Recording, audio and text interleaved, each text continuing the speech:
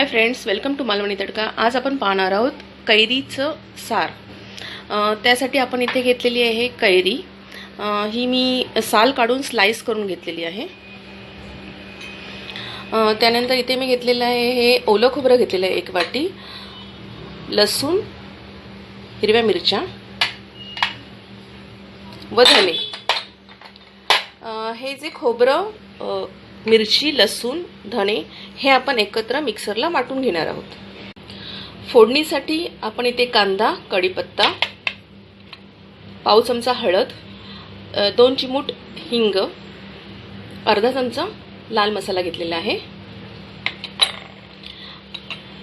खोबरं, मिरची, लसूण, धने याचं वाटण मी तयार केले। गार्निशिंगसाठी कोथिंबीर घेतलेली आहे, थोडासा गूळ।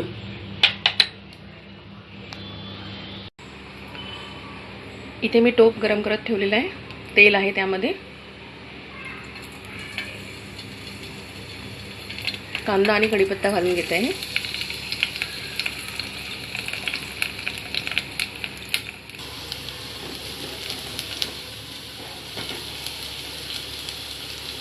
कांदा चांगला परतून झाला की त्यानंतर आपण हळद, हिंग, थोडासा मसाला हे सर्व घालून घ्यायचं।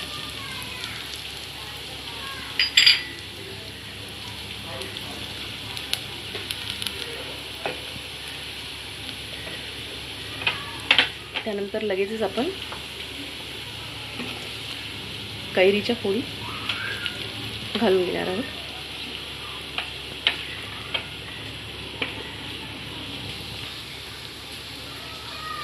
आता आपण यामध्ये गूळ घालून घेणार आहोत। गूळ किंवा आपण साखर काही घालू शकतो।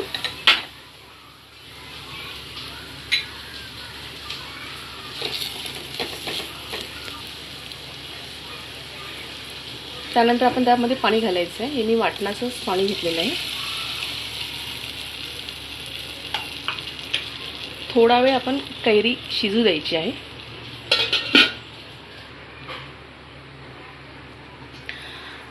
3-4 मिनिटं झालेली आहेत।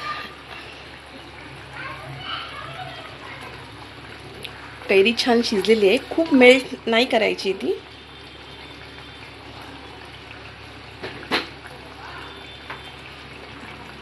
आता आपण यामध्ये हे वाटण ॲड करूया। त्याचबरोबर आपण थोडं पाणी ॲड करू।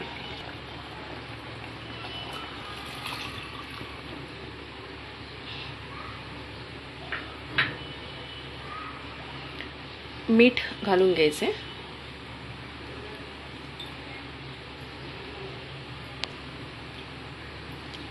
1 ते 2 मिनिटं अजून आपण शिजू द्यायचे ते।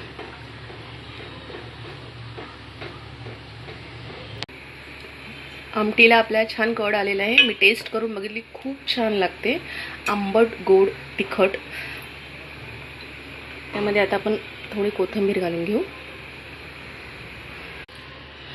उन्हाळ्यात करावी अशी ही रेसिपी आहे, खूप छान आहे। काही जण कैरीचा पल्प काढून घेतात किंवा ती मिक्सरला ग्राइंड करून घेतात, पण अशा वेळेला काय होतं की ती कैरी आधीच खूप आंबट असते, त्यामुळे आपली आमटी किंवा सार हे खूप जास्त आंबट होण्याची शक्यता असते। त्यामुळे हे तुम्ही अशा प्रकारे केलीत तर तुमची कैरीची आमटी खूप छान होईल।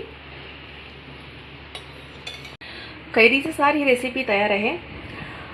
तुम्हाला ही रेसिपी कशी वाटली हे कळवा। लाईक करा, शेअर करा आणि सबस्क्राईब करा। थँक्यू।